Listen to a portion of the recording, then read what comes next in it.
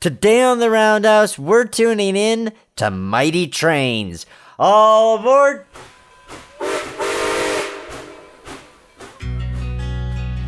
In days past, the roundhouse was where the railroad worker united with the steam locomotive, each to prepare for the journey ahead.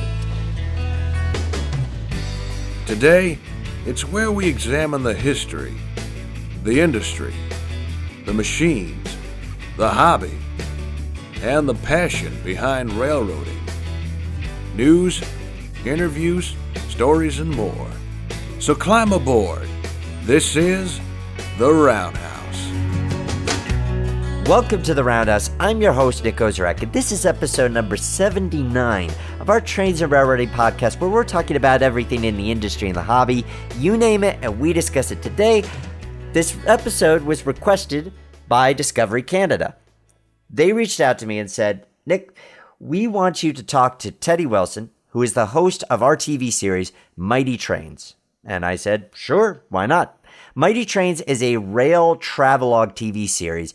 The first season aired in 2016. It covers 6 adventures on trains across the globe, including my personal favorite, the Canadian. Season 2 is launching on October 14th of 2018 on Discovery Canada. It will be coming to the Smithsonian Channel. Season 1 is available on all the usual streaming places. You can Google search it and you can see the episodes online. Season 2, I imagine, will be coming along in the same way. But we get to talk to Teddy about his adventures from Season 1, as well as what we can look forward to in Season 2. Before we get to that, though, I want to thank all of you who are supporting The Roundhouse on Patreon. If you are, and you're at the $5 a month level or higher, that means you got to hear this episode a week before anyone else did. So if you like the show, if you want to support us, even just $1 a month goes a long way to helping us out. Go to patreon.com/theroundhouse.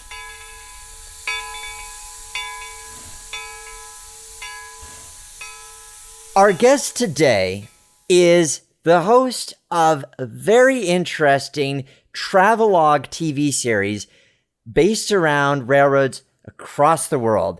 Please welcome to the Roundhouse, Mr. Teddy Wilson. Hey, Nick. How you doing, man? It's so good to have you on, Teddy. I'm doing great. And you've had some pretty incredible adventures that I look forward to talking about here. But first, how did you become involved with the show? Well, I hosted another show for years up here called Inner Space, which was a different sort of show altogether.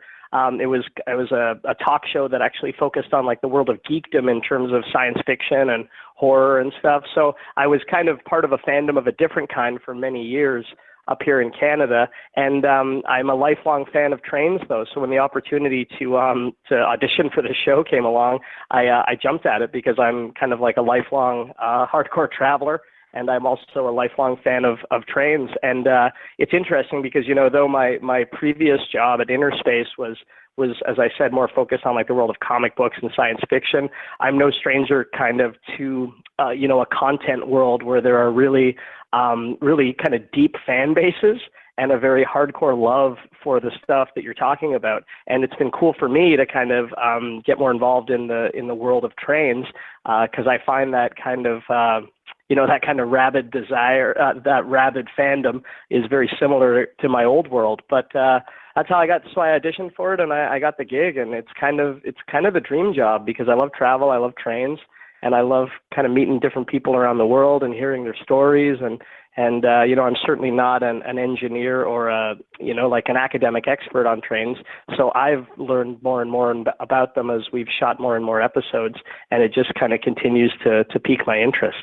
The key is that you have an understanding of those who do dig deep into the details, because sometimes when it comes to people from outside of rail fandom meeting this community, there can kind of be a sort of a discomfort with how much people get passionate about these tiny little details. But it's great that you understand that, but also that the show producers seem to understand that and that's incorporated into the nature of the episodes. Absolutely. I think for me personally, I actually feel way more comfortable in a world where there is this very passionate fandom. I'm also like a lifelong fan of different types of music and as I said, kind of, movies and science fiction. So I actually feel right at home in this world, and it's been a thrill to kind of learn more and more about it as I go. And I just think it's the coolest thing in the world when people get really, really passionate about something, and trains are something that, people should be passionate about. They're fantastic. They're romantic. They're kind of impressive from an engineering and design perspective. There's so much about them. And I think, as you said, the producers at Discovery Canada and Exploration Productions, which is our production company, do understand that there's a lot to love in the details in terms of trains. And they actually produce a couple other series. There's a show called Mighty Ships and one called Mighty Planes and one called Mighty Cruise Ships. So this is kind of part of an existing franchise, and part of the thing with this franchise is really pulling back the curtain and getting dirty and showing the people who allow these incredible machines to operate. And so we do focus a lot on the engineering and the mechanics of the trains, the design of the trains, the history of the railroads themselves and the tracks themselves, because as you and your listeners know, so many of these incredible trains around the world, and a lot of them that we cover, traverse this incredibly difficult and challenging terrain and landscape. So we go into detail about how the tracks were laid, how these rail lines first came to be, and how they continue to operate today, including environmental challenges, natural disasters, and all of these things that these iconic railways deal with. And then, we also chat with the people who work on board the train, and we kind of get a bit of a window into their world as well. So we take a lot of pride in giving a viewer a 360-degree view of these mighty trains and what it takes to keep them running. It's not just that we show the mechanics of it, but we're also not purely a travel show. We try to give viewers that kind of 360-degree view, and a big part of that is diving deep in terms of the details. Season 1 had you going on 6 separate rail adventures. To list them off, there was Glacier Express, the Shinkansen in Japan, the Canadian, the White Pass and Yukon Railway, the North Rail Express in Norway, and the Ghan, or Ghan. My Australian listeners, I'm sure, will correct me on that. It's Ghan. I learned that too. Well, there you go. That makes sense now when I think about it with an Australian accent, which I would not dare try to do on the air. Which of these was the first one that you filmed, and what was that experience like? The first one we filmed for our first season was actually the Canadian, and as you and your listeners know, that's I believe it's the second or third, but I believe it's the second longest regular running passenger train journey on Earth, of course, after the Trans-Siberian. And so this is a train that goes from Vancouver to Toronto. And it was actually recently, I'm up in Canada, I'm Canadian, and so it was actually recently on our $10 bill until last year. So it's a train that Canadians know, even if they don't know that they know it. And it's a really, really incredible train, not just because of the distance traveled, but as you know, Canada is a country, second biggest surface area in the world after Russia. And that surface area has just such a diverse topography and series of landscapes, starting off in Vancouver and going through kind of the lands of BC and then into the Rocky Mountains, which, to build a railway through the Rocky Mountains is a feat of engineering almost unlike any other kind of on Earth in terms of train travel. And then, going through the Canadian prairies of Saskatchewan and Manitoba, a totally different kind of undulating landscape with giant wheat fields, and then into Ontario, which is it's a province that I think a lot of people around the world, but especially Canadians, kind of, you think of Southern Ontario and big cities like Toronto, but the province itself, landscape-wise, is absolutely massive. And in Northern Ontario, actually probably the biggest engineering challenge, or maybe tied with going through the Rockies, was actually laying tracks through the muskeg or the bog up in Northern Ontario. It's basically like swampland, but up in Canada. And so to lay train tracks through that was a massive engineering challenge because the land is so thick with water, and it's basically like a bog or a swamp. And so that was a big engineering challenge. So for me, the big unique selling proposition of that train was crossing my own country, which I'd been all over, but I had never traversed in a car or in a train. So that was really cool for me, seeing my own country differently. But then also just the sheer difference of landscapes and terrain and the challenges that presents for the train. That was a really, really incredible part of that train. And that was our first episode that we shot right out of the gate. So it was really cool for me. And it was kind of nice it was in my own backyard as well. I love traveling around the world, but it's also cool to get to see your own nation a little bit differently. But it's a remarkable train. I highly recommend taking it for any of your listeners. And, to get to cross a country that's so big and that's so geographically different was a thrill. I wholeheartedly back up that recommendation. And let's look at that a bit further, because that of the 6 that you've covered on the show so far, that's the one that I've had the fortune of riding about 9 years ago, and it is such an amazing experience. So let's look at that one a little bit further. The first thing that stuck out to me while watching the episode is the fact that you brought on Jason Schrawn as sort of one of the resident experts talking about the history and some of the equipment makeup. And we've had Jason on the show from Rapido Trains. What was it like getting to see his railroad in a basement and to talk to him about kind of the equipment side of things? Oh man, it was so cool. I mean, Jason's an amazing guy, as you know, and maybe as some of your listeners know. He is so passionate about rail travel and trains, and specifically Via Rail, which is our passenger train company up here. So he was a real wealth of knowledge, for our producers, and then on camera, for me chatting with him, given a lot of the history of Via specifically and of the Canadian as a train.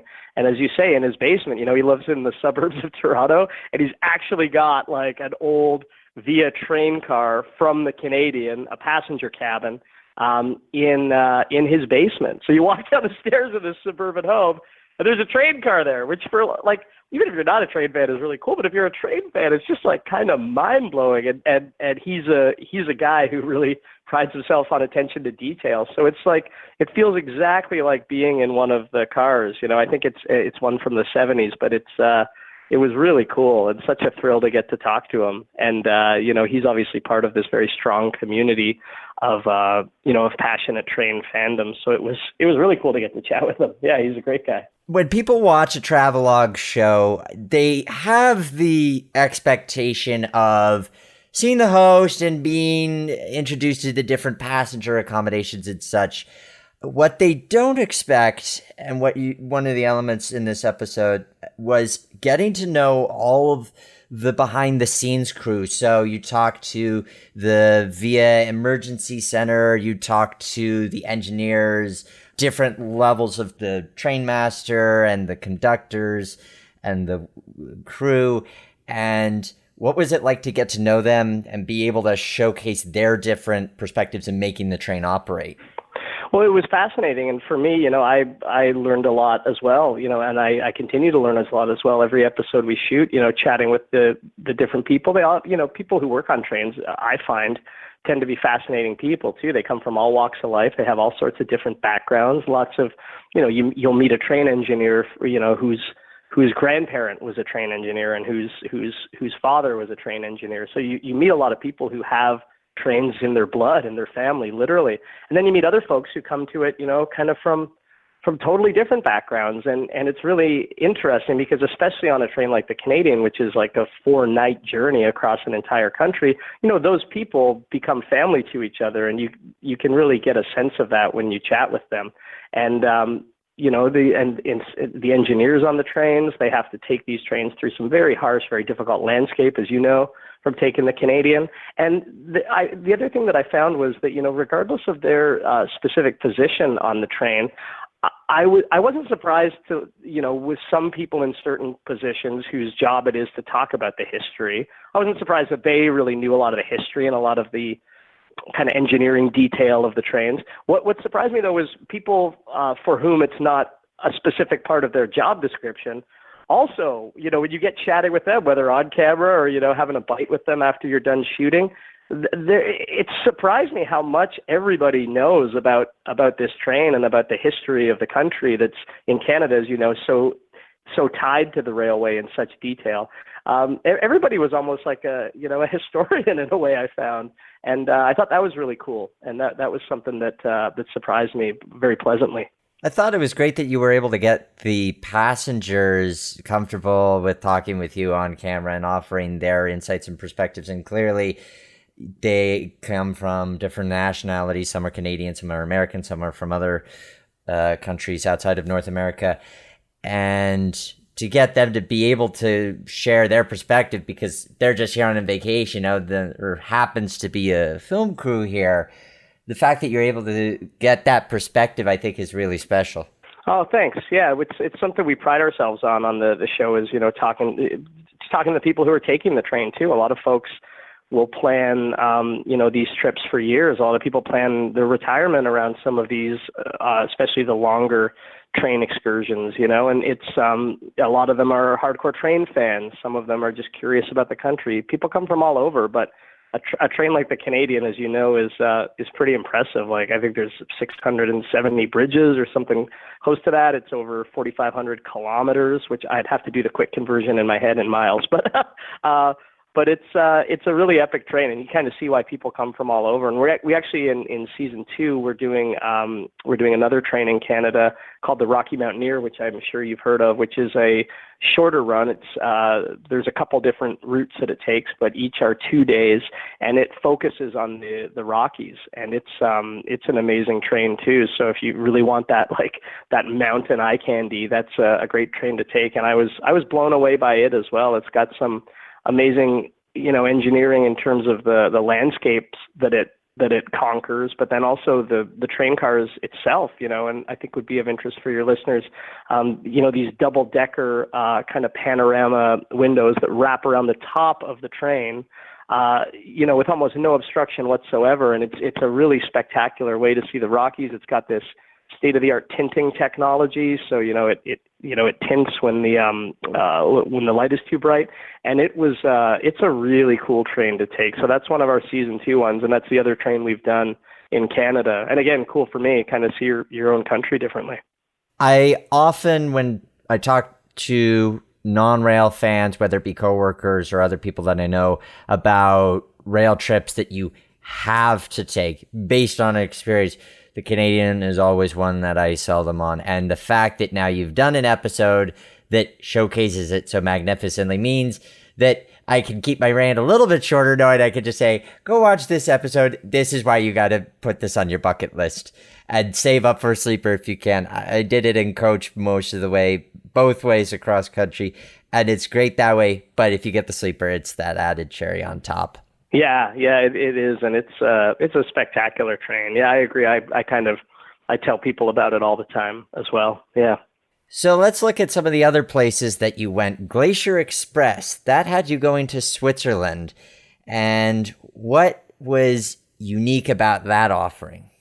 I mean, yeah, that was another one of our trains from back from season 1, and that was a really interesting one because you're going up and over the Alps. So we started in Zermatt, big ski town, obviously, and right beside the Matterhorn, the famous mountain, and it goes all the way. It crosses a large chunk of Switzerland up and over the Alps to St. Moritz. Which I think of as like, especially back in the 60s and 70s, like the playground of the rich and famous. And it's a spectacular train trip. It's one of, I believe, only 3 rail lines in the world that is designated as a UNESCO World Heritage Site.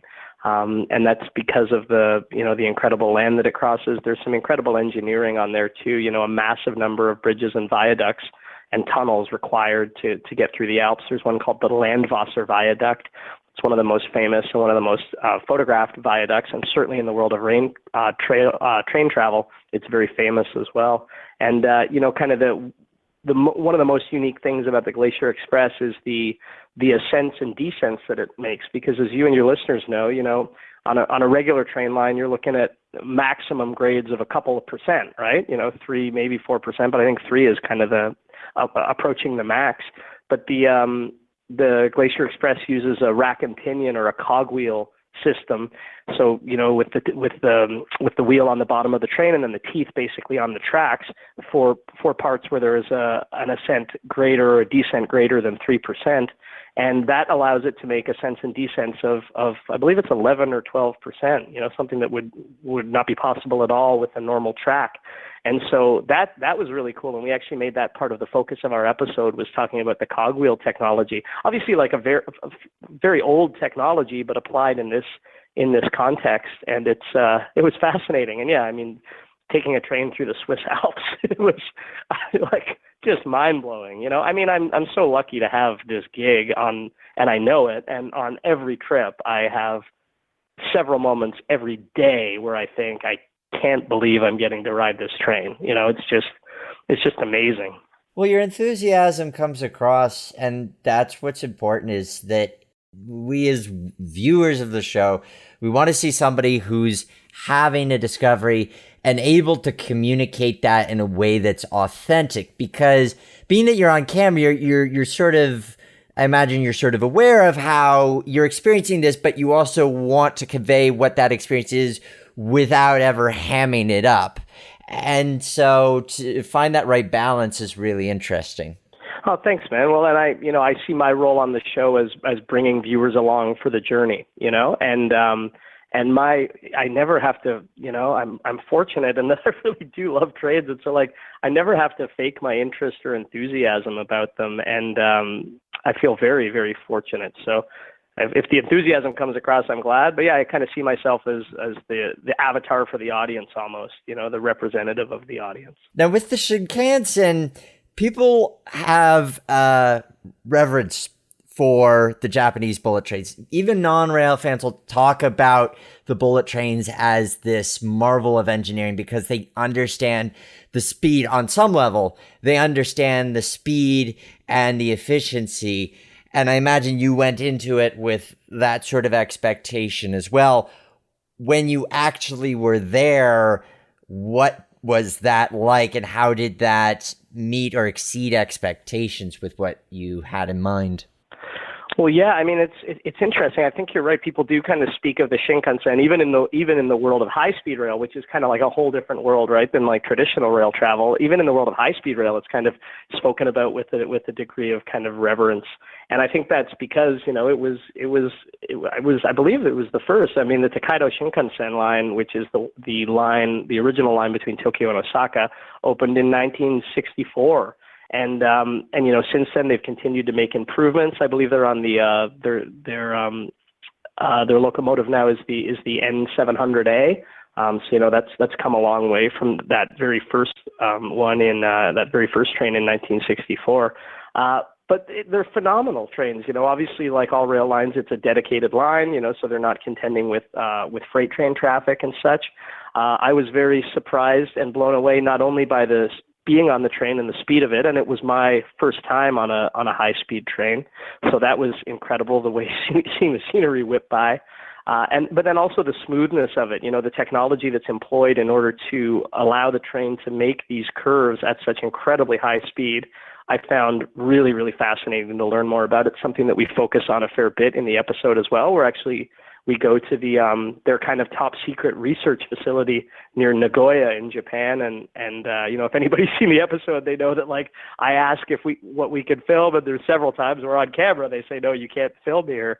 So I felt kind of like I was at DARPA or something, and it was very, very interesting. And then another element kind of on the tracks itself that I really, really found fascinating learning about was the technology that's used to keep the trains on the rail in the event of an earthquake. Japan is, I believe, the most earthquake-prone country in the world, and if not, it's number 2 or number 3, but I'm pretty sure it's number 1.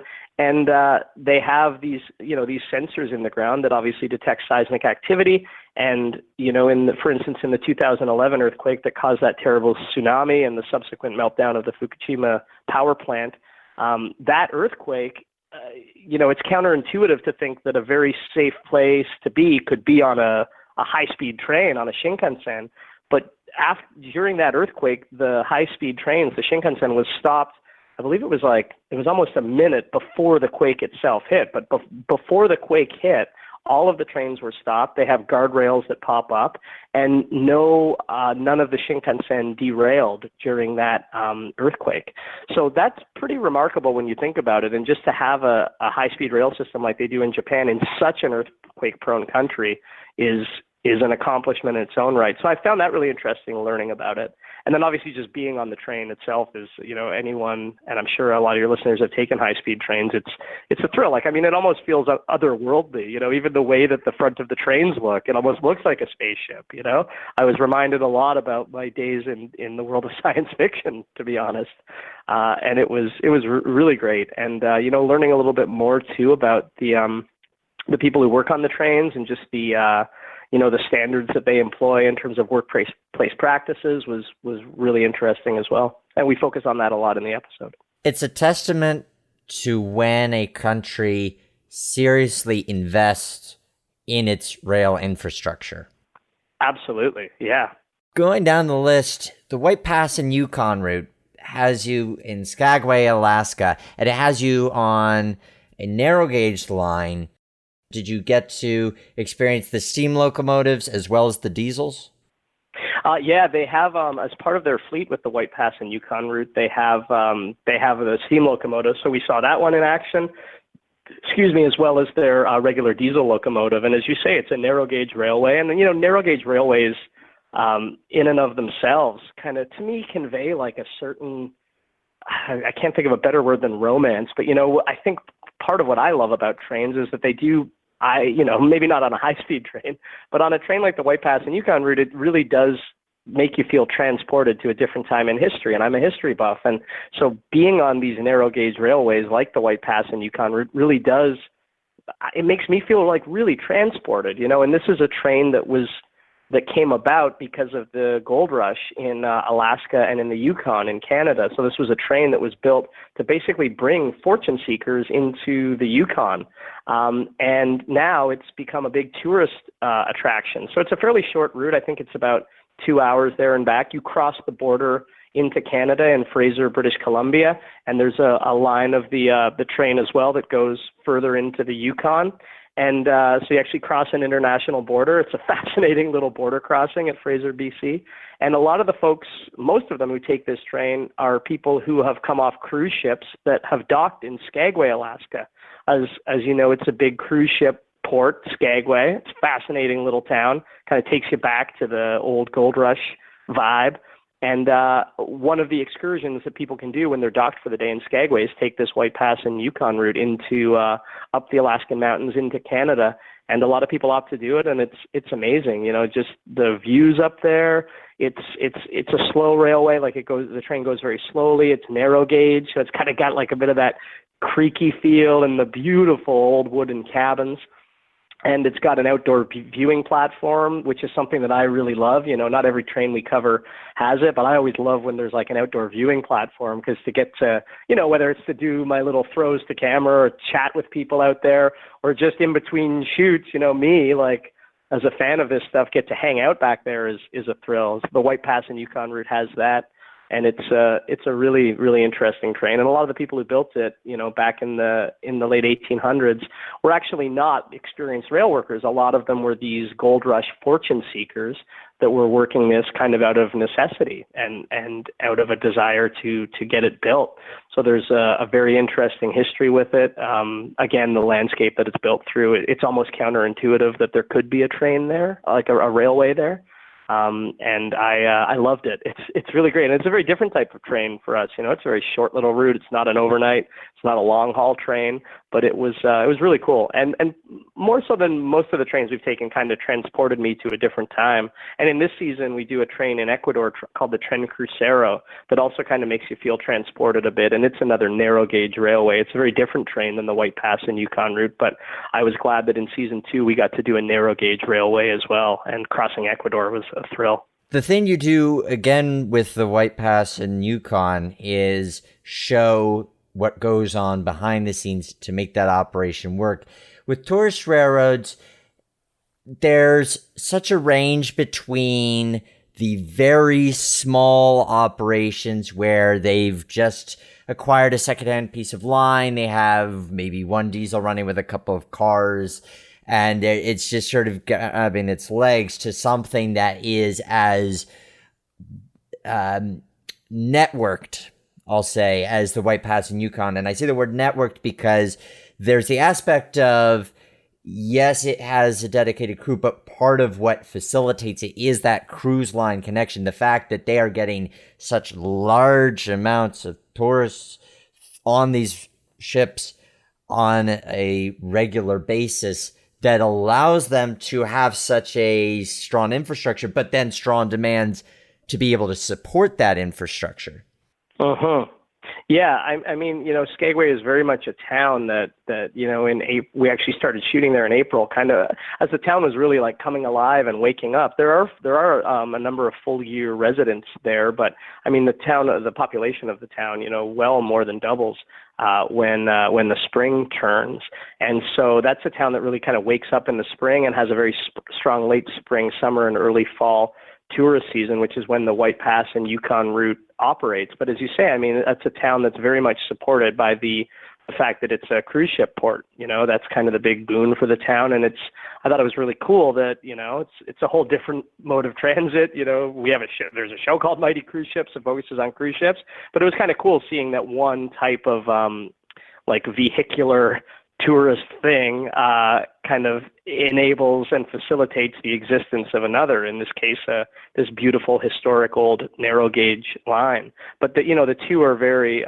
obviously intertwined, the presence of the cruise ships there and the White Pass and Yukon train. Then you went to Norway on the North Rail Express, which has you on the Norway-Sweden border. That must have been the coldest episode, I'm imagining. It was quite chilly, and I'm Canadian, so I don't like the cold, but I can deal with it, and I'm very used to it. And it was definitely cold. And that was the freight train that we did in season 1. In season 2, we do a freight train in Sweden that stays in Sweden called Hector Rail, which hauls timber from the forests of central and northern Sweden down to a number of pulp and paper mills further south. But in season 1, our freight train, as you say, was the North Rail Express, so it's a fish train. It carries dominantly fish. It also carries some supplies, including new cars and other supplies up north. So basically it goes from, Oslo in the south all the way up to Narvik, which is up north and which is a fascinating town with some very interesting history. And on the way up, they bring supplies, so as I said, if somebody's purchased a car, all sorts of supplies that folks way up in north, and it's well above the Arctic Circle, Narvik, that they need kind of for their day-to-day life. And then on the way down, it gets a full, a full haul of fish and, tons and tons of fish. And this is fish that is largely, gotten from the Lofoten Islands area. We start our episode in a little town called Mura, which is a tiny fishing town where they're fishing for Arctic cod. And then, that's shipped on big Mack trucks, big semi-trucks, all the way to Narvik.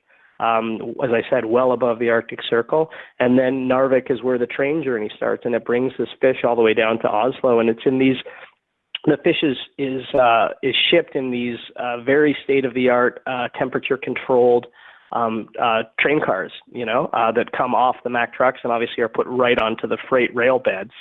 And, the name of the game with this train is time, because they don't want to freeze the fish. They don't freeze it, so it's temperature controlled, but they really have to get it down quickly, and it goes through some really, really gnarly, winter conditions. And so it has to get there quickly, and but it's a massive freight train going through some really, really inhospitable winter climates. So it was really interesting. And then, from Oslo, that fish is shipped all over the world. So it was cool to kind of see from, the fish being pulled out of the water up in Mura and right on the ocean way up in the Arctic, all the way to getting down to Oslo, and then that fish is shipped all over. So it was cool to kind of see from beginning to end a production process like that is very intimately tied to this really important freight train. With both this episode and the Canadian, you showcase how these trains have important service functions as well. With the Canadian, yes, it's definitely a tourist paradise, but especially in the coach class, and this was my experience riding it too, you have plenty of people who are using it to get to those tiny villages in Western Ontario on the plains as a service. So the fact that you're show is showcasing that angle of it as well. So it isn't just, hey, here's these tourist experience, but also demonstrating the necessity of these lines is really crucial for providing variety and perspective on railroading in general. Yeah, it's a great point. And, I don't know if you had this experience on the Canadian, but, when we were on it, there was a couple of hunters who had a moose that they had shot, and so they tossed the part of the moose on board the train in order to get it to their destination. There was a young woman and her son who were going to, a town nearby. Apparently people use it, basically to get groceries from a bigger city, because there are a number of towns on the line, lots of them up in Canada on the Canadian line, where, the train is their only point of access. And so it really does kind of serve as a lifeline. It's a really good point. The similar experience that I had was that we'd stopped at a flag stop and we were waiting for our passengers to show up. And I think they were something like a half hour late, but we waited for them. And not only did we wait for them, CN waited for them, because there was a freight train behind us that they put on a siding and also held for these people. So it's also that Canadian, well, we want to keep things moving, but we're not in too tearing of a rush spirit that comes through with these things as well. That's pretty remarkable, actually. Wow. But it's true. You do get shoved into several sidings along the way, because CN definitely does know its priorities. Yeah, it's something that, that via the train company up here contends with, as does, any kind of passenger rail company that shares the line with freight. The sidings are just, as some of these trains are incredibly long. The freight trains are over a mile long, or like over 2 kilometers long. And so a lot of the sidings just aren't big enough to accommodate them. And then obviously, they own the lines, and that freight is big business. So usually the passenger trains have to cede to them, and that's it's pretty common. You see that with passenger trains around the world that also share the line with freight. Lastly, in season 1, you rode the Ghan, and that is such an interesting line that I've heard so much about, and one of the many reasons I know there's an Australia trip in my future. But what was your take on it? Oh, I'd highly recommend it. It was my first time in Australia too, so it was a thrill just to be there. And the Ghan goes from Adelaide in the south all the way to Darwin in the north, which is kind of like, Darwin is almost like tropical rainforest or like tropical territory. Adelaide in the south is very different. It's on the ocean, but as soon as you get out of town, it's very arid. And this is a train that crosses the so-called red center of Australia. Like, this is outback proper, and it's a long train journey. It's around 3,000 kilometers, which is, I think, about 1,800 miles. It's a 3-day, 3-night journey as well. So it's a stay on board train. It's an overnight train, and it was really interesting getting to cross Australia, and very different than crossing Canada. In Canada, the deal is you're crossing like all of these different landscapes. In Australia, the landscape does change, but especially in the center, you're really going through arid land, desert, and that, you think of Australia, you think of that like red land, in the red center, and that earthen kind of feel, and that's what you're crossing. And you stop in towns like Alice Springs, which is a very, very famous city. Passengers go on excursions. I rode a camel for the first time in my life, and you stop in some really interesting places. And that's a train. It's very nice on board. It's very, very luxurious, but they really put an emphasis on giving passengers, as a lot of these long distance trains do, like really giving passengers an experience, and making the train itself the destination, as opposed to just a way to get from point A to point B, because a lot of people, if you're going on the Canadian for 4 days or the Ghan for 4 days or some of these other really long distance trains, a lot of people won't necessarily be able to just use that as a mode of conveyance from one point to another. The train is their destination. That is the trip. So the staff on board are really good about, adding little extras, little excursions. On the Ghan, it was really cool. We were right in the middle of the outback, right in the dead center of the country. And, they organize it so that the passengers, get up at around 5:30 a.m. and you get to watch the sunrise in the outback, and they put out coffee for people and little breakfast sandwiches, nothing fancy, but really, really cool outside. And you get to watch the sunrise in the outback, which was like kind of like a life highlight for me. And it's fascinating to go to a country for the first time and cross it. I think it gives you a real sense of the land. If you get off the train during excursions, talking to people, get a sense of the people. But it's a really great way, and trains in general, part of what I love about them is I think it's an unparalleled way of getting a sense of the country. You're traveling on the land, there's such history associated with the railways in every country. And, it's business. It's, as you say, it's a lifeline for people in certain countries. And so the Ghan really felt like that. Like it felt like a really cool way to experience Australia, and for me, experience it for the first time. So when you think about these experiences that you've had, Teddy, and what the show is able to showcase, what do you hope that viewers emerge with?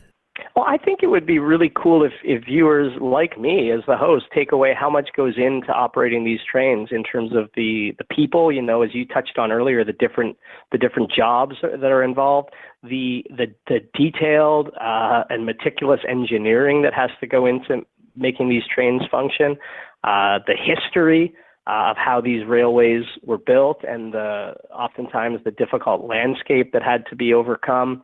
And, I want to bring people on a journey too. I want it to be a fun ride. But I also want, if people come away from this show a bigger fan of trains and maybe make, taking a train trip part of their own kind of vacation or travel priorities, I would be really happy with that. And then in terms of people who, like you and your viewers who already love and know a ton about trains, I hope, I hope maybe we show you something that you didn't know already about this particular train we're taking. That would be really cool, and that would be really high praise if you and your listeners learned something new during the show. Because folks who already know a lot about this, I would be really thrilled if maybe there was something that you learned along the way too. Now I'm gonna put you on the spot and ask if you could do only one of these trips from season 1 again, which would you choose? If I could do one of them again, which would I choose? That's tough. That is really tough. I would probably take the Canadian again. I probably would. In my own, like so many of us, I think, often in my own travels, just in my personal life, I'm an avid traveler. I often do tend to prioritize other countries over my own. I actually love traveling through the U.S. Did a big road trip down there last year from Atlanta into Alabama. I did like the Civil Rights Trail, and then ended in Savannah. I've done other road trips down there. I really actually love road tripping through America, and then I also I love to go to other countries as well. But I think, like a lot of people do, I sometimes don't prioritize enough my own country. So I would do that journey again, and I'd like to do that journey again. I have the easiest job on the crew, let me tell you, and it's a dream job, but it would be cool to just do it on my own, like in my personal life for fun. I would really love to do that. And I think I would probably have a different perspective on it too, not working, to the degree that what I do is classified as work, which is a stretch, it's an easy, great gig, but I would love to just do that on my own. Yeah. In my personal life. And I really think it would also be like, when you watch a movie, even, one of your favorite movies that you've seen 10 times and you always catch something new, whether it's a line or a camera shot. I'm talking like a real film nerd now, but I am. I suspect that taking a train like the Canadian a second or third time, it would be very similar. You would, I'm sure, catch a lot that you missed the first time around, right? And even like looking out one side of the window as opposed to the other at a certain point. So I think from season 1, I would choose the Canadian again. Good choice. Via's check to you is in the mail, I presume. It's the truth, though. But I mean, all of the season 1 ones were great, and I was really stoked with the variety that we were able to cover in season 2 as well, and that's the season that's coming up shortly. Because as I say, we were in Canada on the Rocky Mountaineer. We got to cross Ecuador from sea level all the way up to Quito, the second highest political capital city on Earth. That's like 3,000 meters in just a couple days. Some incredible ascents up the Andes Mountains. We do the Maharaja's Express in India, which a lot of people consider the most luxurious train in the world, crossing from Delhi all the way down to Mumbai. And we have a high-speed train in season 2 as well, the AVE 103 in Spain, which has really been a game changer in the world of high-speed travel. It goes between Madrid and Barcelona, which used to take forever. I think it's like an 8-hour drive or close to that, and now it's about 2.5 hours by train. So they've actually gotten a lot of business away from some of the regional airlines because people are opting to take this high-speed train now. And then we also go across New Zealand. In season 1 we got to cross Australia. In season 2 we work with Kiwi Rail on 2 of their trains, the Northern Explorer, which from the North Island goes from Auckland down to Wellington, and then the Transalpine, which goes from Christchurch to Greymouth on the South Island. So that was amazing, and New Zealand is a wonderful country. And then we have a freight train in season 2 as well, Hector Rail, which is a train that carries timber from the forests into pulp and paper mills, and so that was really cool as well. Big business in Sweden. You mentioned you've traveled to the States. Have you experienced Amtrak before? I haven't. I've like over the years. I at one point I took it between. I think it was like New York and Philly. But I haven't taken Amtrak a lot in the States. But I would really love to. I also I like doing road trips as well, especially in America. America is a great place to road trip. But I'm going to. It's funny you say that actually, because in my personal life, I'm actually going to prioritize in the next year or so a train trip in the States, So I've researched a few of them. I know about the Zephyr and stuff. And so, yeah, if you have any recommendations or if your listeners do, please let me know, because I've never done like a proper cross-country American train trip with Amtrak. So I would love to. See, guys, this is how you know he's the real deal, because he rides these things for his work, and he's saying in his free time he's planning a rail vacation. So that's how you know he's the real deal. Well, I've always been like that. I grew up in Ottawa, the political capital of Canada, which is a 4.5-hour drive from Toronto, where I live. And there are like cheaper regional airlines now, but I never fly. I mean, I always take the train. It's about a 4.5-hour train ride. I just came back from my hometown, a couple days ago, and I take the train because I love it. The real beauty you have too is the ocean, taking that from Montreal to Halifax. I've never done that one. Have you done that one? I haven't. I just know that it has some great equipment of its own. It still has a parked car on it. So that's definitely a 10 to 15 year goal on taking that one. Yeah, I would love to as well. That would be really cool to take a train, further east than Toronto would be cool. But I definitely got to do a cross states, across America one. I have to. Yeah. Other than doing U.S. rail travel, when you look at all of your options across the world, where do you hope that season 3 might take you? What are some that you'd like to experience as well? Well, I mentioned the trains that we're highlighting in season 2, and we've actually, I'm really fortunate. We're already in production on season 3, so I don't even have to speak about it hypothetically. Like we've already shot some, and we've in terms of season 3, we started in Norway. So we took a couple of the really famous tourist trains there, including one that goes from Oslo to Bergen, which is the Bergen Railway, which was absolutely fascinating. It's got a little side trip called the Flam Railway. That's a tourist train, kind of reminded me a little bit of the White Pass and Yukon route from our first season. But doing the Bergen Railway was amazing. I mean, it is a spectacular line, and Norway is just a absolutely breathtaking country in terms of natural landscape, and they really know their trains there as well. And then in Italy, we focused on a couple of high-speed trains that have also kind of changing the game in terms of high-speed rail globally. And then we're going back to Australia in season 3. We're going to do the Indian Pacific. In season 1, we went from Adelaide up to Darwin, so south to north. And in season 3, we're going to be going from Perth to Sydney, so crossing the country horizontally from west to east. And then the other ones are still being planned, but we're in production right now. So it's So it's great, but I'm really excited for people to see season 2 because, as I say, I mean, we get to go all around the world. The Maharaja's Express, if any of your listeners like luxury trains, it is absolutely next level.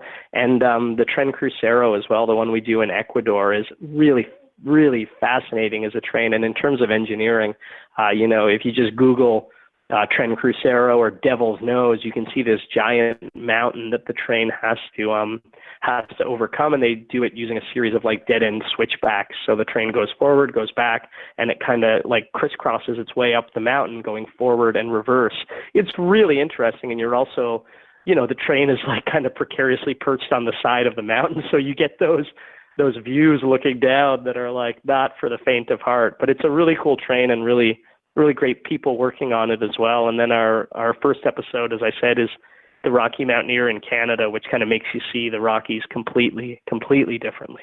October 14th is the premiere date on Discovery Canada. The premiere date for the Smithsonian is yet to be announced, but it's coming soon. Check your local listings. Teddy, thank you so much for joining us here on the show to talk about your adventures, where you've been and where you're going to. It's great that you have this enthusiasm for this. I'm glad that Discovery Canada and your production team are doing this show, because it's important to have trains in the public eye, and this I see as an important service to that. Oh, thank you, man. I appreciate that. That's high praise, and we're really lucky to get to do this show. And I hope your listeners dig it. That would be high praise. Just to give you guys a sense you're listening, well, is it going to be technical enough to satisfy me? When they covered the Canadian, they talked about the rebuilding of F40PH locomotives into Dash 2s. Now, what travelogue show is going to do that? These guys do. So that's why you got to check it out. Yeah, we do. And we do go into a lot of detail in terms of mechanics and engineering. So hopefully it satisfies the more, the more kind of hardcore knowledgeable fans out there. And I hope they like it. But yeah, we do. The series as a whole really does place a big priority on kind of diving deep in terms of mechanical and engineering detail. Well, I appreciate that. I'm sure fans of the show appreciate that. Thank you for coming on and sharing that with us. Oh, it's been my pleasure, man. Thanks a lot. Yeah, thanks for your interest in the show.